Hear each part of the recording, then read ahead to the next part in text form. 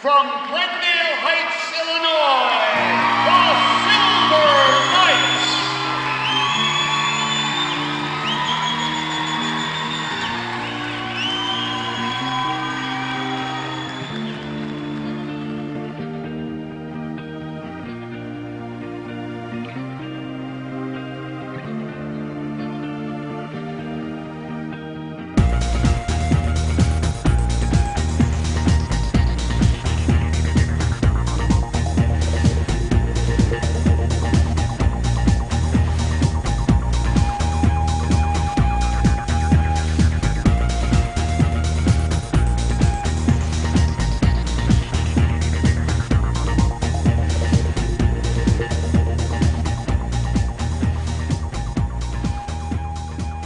Back in 1967, I was teaching with a baton corps called Kelby Cadets.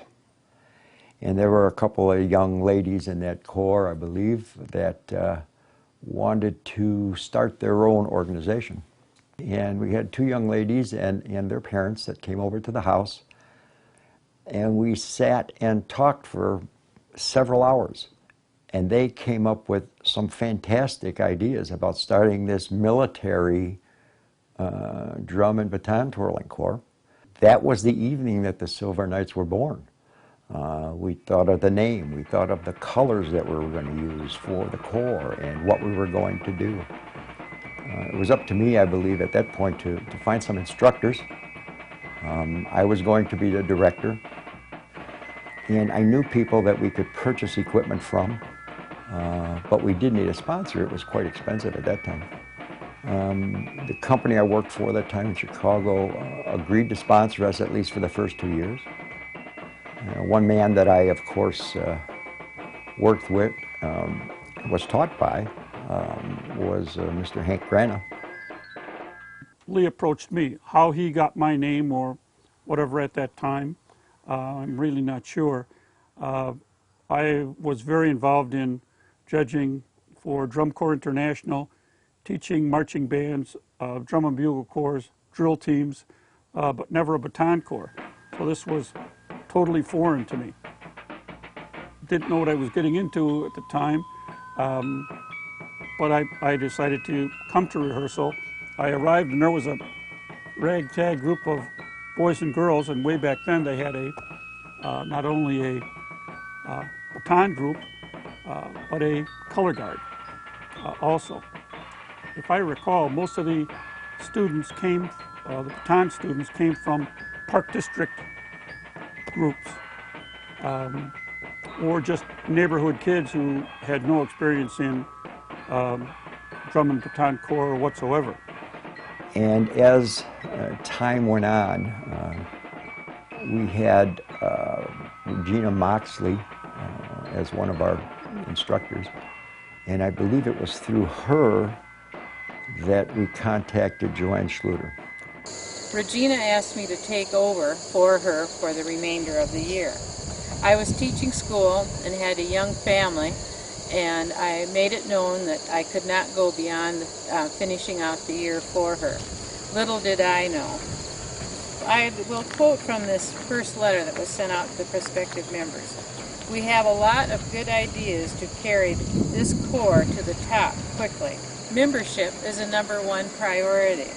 Help build this group into a national championship corps as quickly as possible. So there were high hopes right from the very first meeting when there wasn't an official corps yet. Working with Hank and Lee was very special. It seemed like the three of us just bounced ideas off each other, and the show came together. And sometimes the show didn't quite work out and we had to scratch things and start over again, which happened to be the case in the year we did Fiddler. But all in all, it was just a joy working with them. And so the corps was really taking shape. We were really getting into the drills. The three instructors, Joanne and Hank and I, used to meet every year and discuss routines and discuss, well, how are we going to make it better the next year and so forth, and discuss the music that we were going to do. So that's basically the way the corps started back in '67. My name is Dolly Bishakas Rada, and I marched with the Silver Knights in 1967 when the Corps first started, till 1974.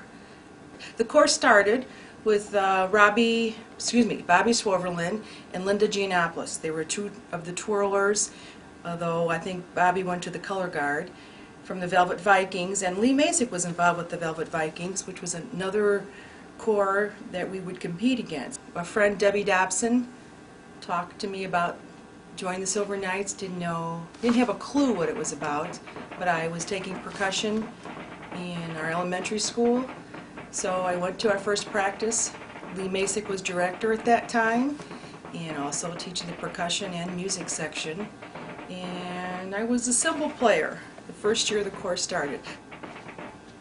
I remember in the beginning there were times when we didn't even have enough twirlers to compete. If someone was sick, somebody couldn't make a contest, there were times we didn't go to a contest because we had to put 12 twirlers on the floor at that time. So in the beginning we were tiny. Probably in the 70s we had at that time 4 rifles, 18 flags, 20 twirlers. We marched 3 snare drums. So we really progressed, we really grew. And it was really a lot of fun. We had many boys involved in the Silver Knights. It wasn't just girls, and we had a really big music section. For many of us, this is all we had. And it was so important to us. In the 70s, Title IX was not passed until I think 74. Girls just had intramural sports. We really didn't compete like girls can compete now. We didn't have the music in our high schools that we have now. This is where it was at. The first costumes were, the twirlers wore black pants and a silvery type of top. They were 2-piece. And the color guard and drummers had blackjack shirts and so on. By 1970, the group was ready for a new look. The twirlers then had these sporty new costumes that were red velvet with white lacy little sparkle top. Now it's kind of interesting, I think you need to remember, in those days we didn't have super stretch or lycra, so most of the costumes had to be 2-piece or else we'd be out of them in short order. And kept that costume. In 74, I see we had a new look. Actually, I think we had this in the preceding year in 73. But the twirlers had the same lines. Maybe we had extra fabric or something. But it had the red velvet and the same white, but the lines changed. I suppose I wanted that to help with the look of a little taller person. In 75, we went all out for a whole new look, and we developed for the twirlers a 1-piece costume. We kept that for several years. In 78, the twirlers changed their look, and we changed everyone, so we must have had a big fundraising year that year. Super Stretch was out, so we had the red and white Super Stretch for the twirlers, and then we went back to shirts but did them in red, so we had more color on the color guard and the drummers. We also changed and did not use the shakos and went to the gaucho hats. Then we changed the color of the feather periodically to have a different look on that. Then here's a picture from our World's Fair, which was in '82, and that was in Knoxville. We didn't do any competing at this. We just did the parade and we did some exhibitions. Had a great time at the parade. The World's Fair was a very fun experience. The color guard drummers wore their same costuming, and we ended up with a parade outfit for the baton twirlers because by then we had put so much money and trim on these costumes for the girls that they couldn't be washed as often as we wanted. So our last costume that I designed was, with the help, of course, of parents and Hank and Lee's suggestions, was the unitard. Now, the unitard had not been used in dance twirls or twirling events at all.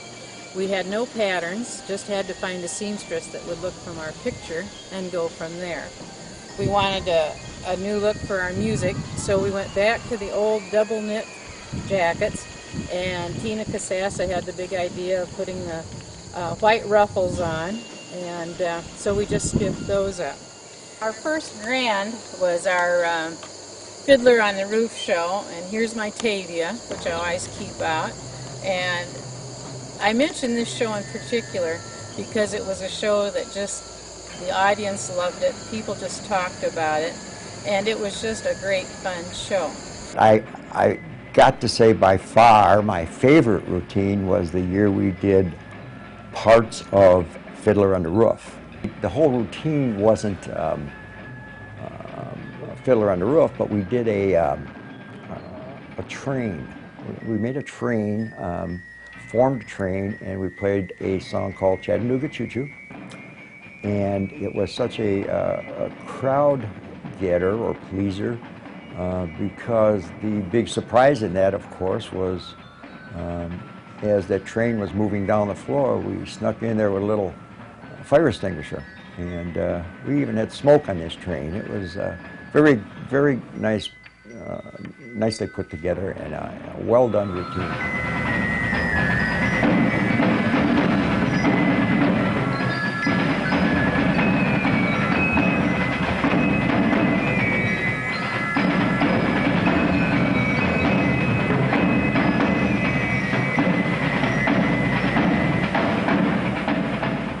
When we wrote shows, we wrote a package from beginning to end. What did we want to accomplish in this particular show, not what we wanted to accomplish in this particular routine. And so we would write in what we called applause points. And we tried to have at least seven applause points in every one of our shows.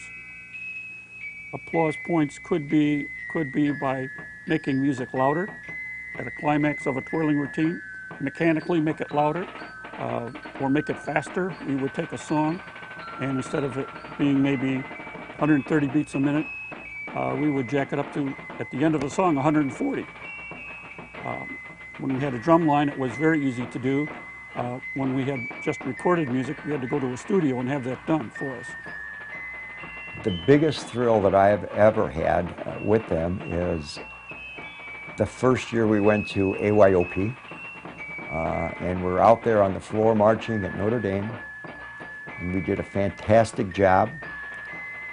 And then after you're marching and they have the presenting the prizes to the units that marched or the groups that marched, and you go out onto the floor with all of these groups and all of these colors and everything, and you're standing and your heart's just pounding as they're announcing scores.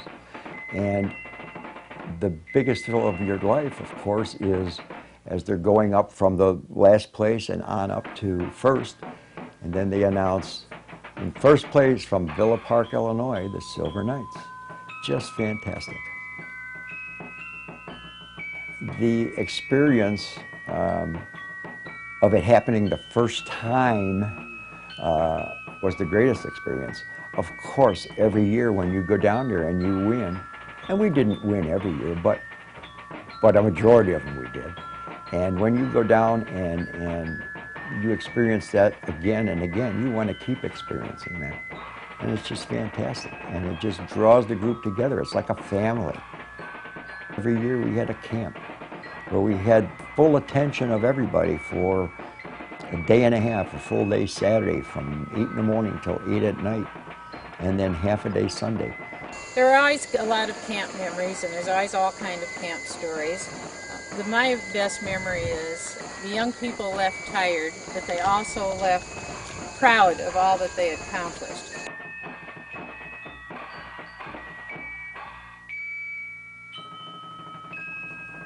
When you're going through that many years with an organization and that many different young people that you're trying to influence, you get influenced by them.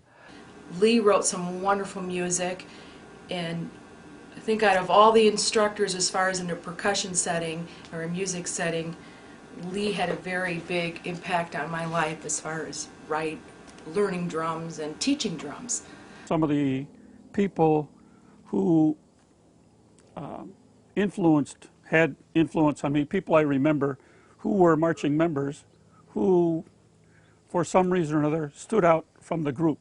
Margaret was our first color guard sergeant, and that morphed into being the student head of the Corps. Others that come to mind who I felt had leadership abilities in the Corps was Ellen Schluter. Kathy Kennedy was one of our first lead baton gals. Lisa Casassa was one of our lead color guard people. And of course, Wendy and Pam, who are and were instructors of the Corps. I had been twirling for approximately 4 years. I was on a small team run by Doris Hull, and she was moving to Georgia. So that kind of left us and the team not really with no place to go. She suggested right away, why don't you contact Silver Knights, contact Joanne Schluter, who was the director at the time. You know, I was this little 11-year-old who thought, I can't be a Silver Knight. Those are the big kids. So Monday night, I went to practice with 2 of my other old teammates, and bam, threw us right into the Corps routine. It was difficult to try to fit in at first, but I'll tell you what, that the Silver Knight members right away brought me into their family, made me feel very comfortable. I think I was friends with I think we had about 36 members in the Corps at that time, and I was friends with everybody in a good 2 weeks. The instructors that I worked with, Joanne Schluter and Mr. Grana and Pam, they were all just, in their own special way, had this huge impact on my life, whether they know it or not. You know, they made me what I am today. In 1988, 87 and 88, Megan, my daughter, joined the Silver Cadets, which was kind of the sister corps to the Silver Knights. But they weren't combined yet because they had the same director, Joanne Schluter. And Megan was 3 at the time, and I just wanted her to get some twirling experience with a group besides working with her mom. In the spring of that year was when Joanne Schluter decided that she was going to move back to South Dakota. She approached me and asked me if I would be willing to become the director of the Silver Knights. I had been a group director for just 2 years. When I was in high school, I started my own group in New Jersey. I'd only marched with the Corps when I was very, very young. Most of my twirling was solo twirling, so my strength was in the actual twirling, but not in group work. So I really had to take some time to learn how a group works and study to become a director so that I could learn basically what my job was. The first summer, Joanne Schluter was still there, so I came to the Corps practices for the Silver Knights to learn how they were running their Corps practices and see how things were going. And from that point on, it was really learn by doing, because I had inherited the group. I didn't have a relationship with any of the older members.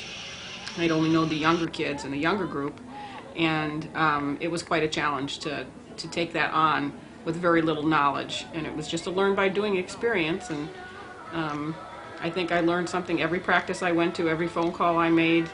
Wendy was a member of the Corps the first year I took over the Corps, and Wendy then became a twirling instructor several years later. My last year twirling with the Silver Knights was 1989, and then I kind of took a year off and then was approached by Joanne to become an assistant to her with working with the twirlers in 1991. So I started that just as her assistant. I wasn't, quite sure of myself at the time, and kind of grew into my role. Worked with the twirlers. Then we decided that we were going to do parade corps routines. We were going to take a stab at that. And that's kind of something that I really love doing, excel at doing, and that's a lot of what my background is. So that kind of just stuck with me, and I became the parade corps director for the girls.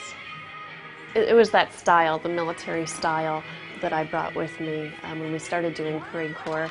And I'd say parade corps, of all the corps routines done with MBTA, has remained the same. Losing the military corps, going to twirling corps with props.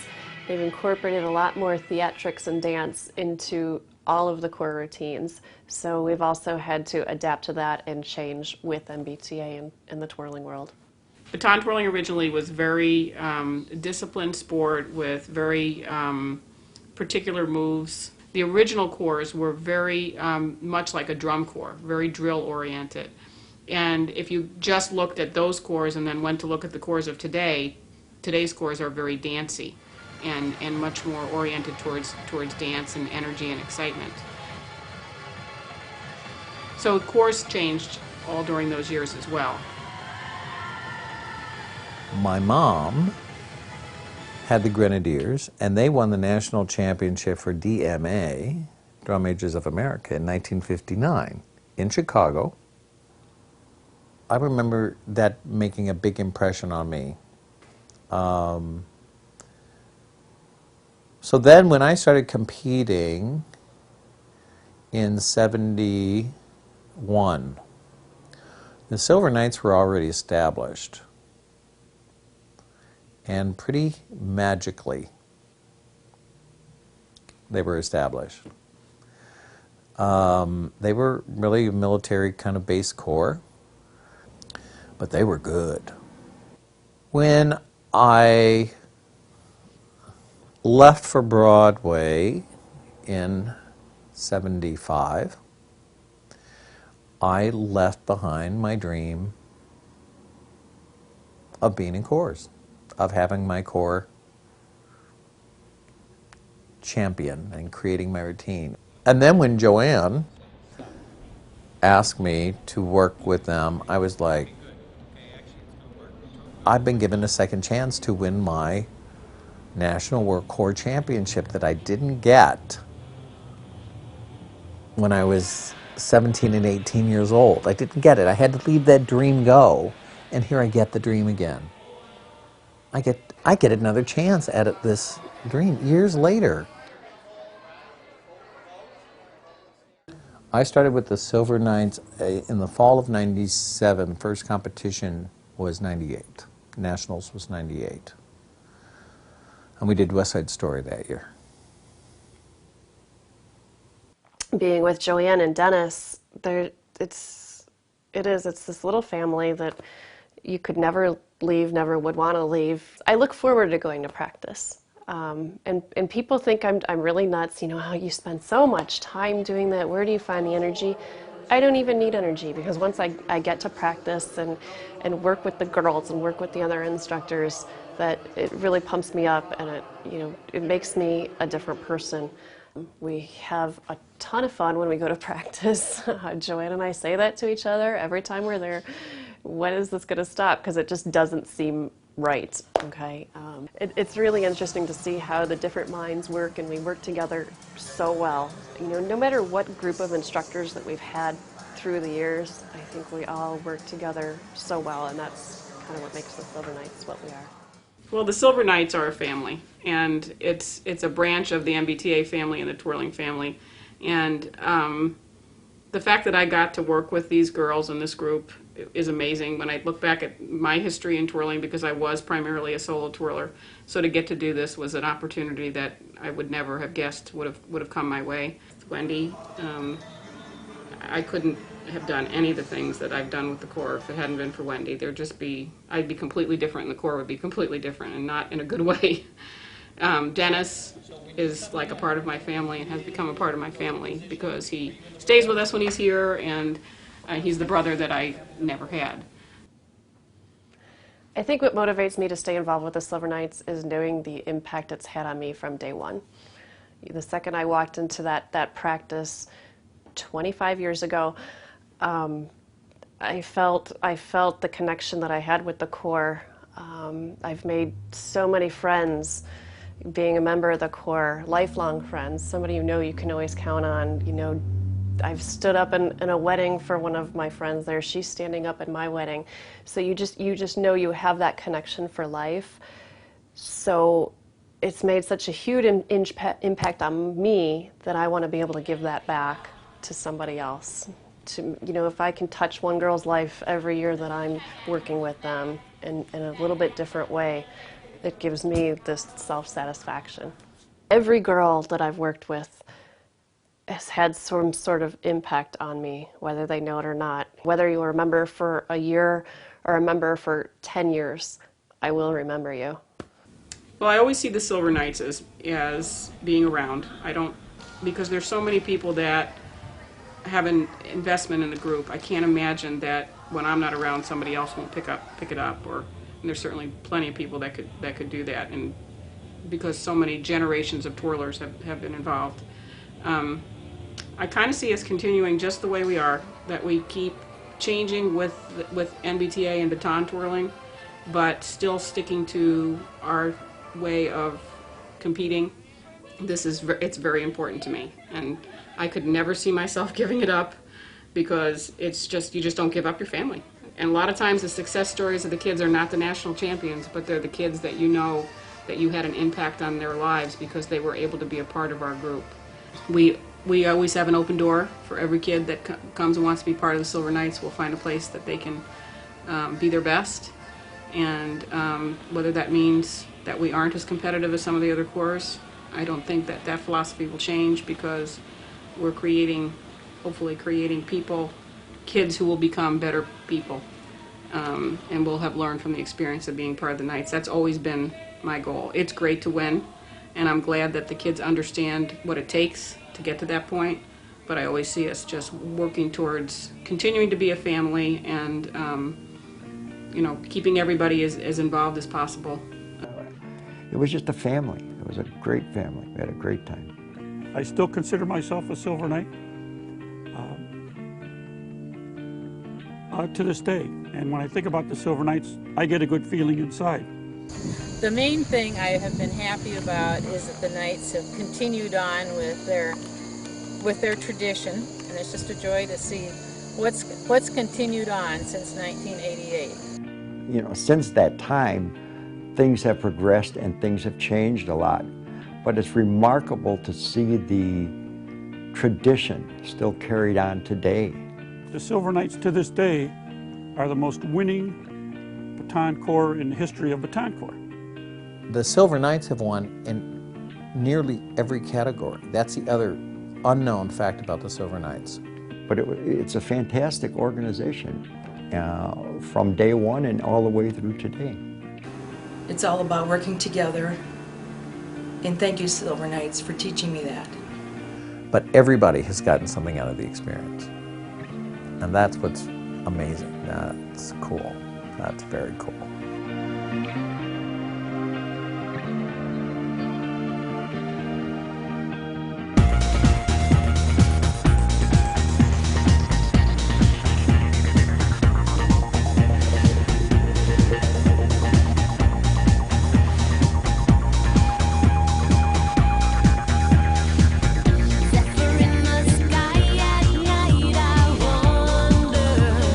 Do my tears of morning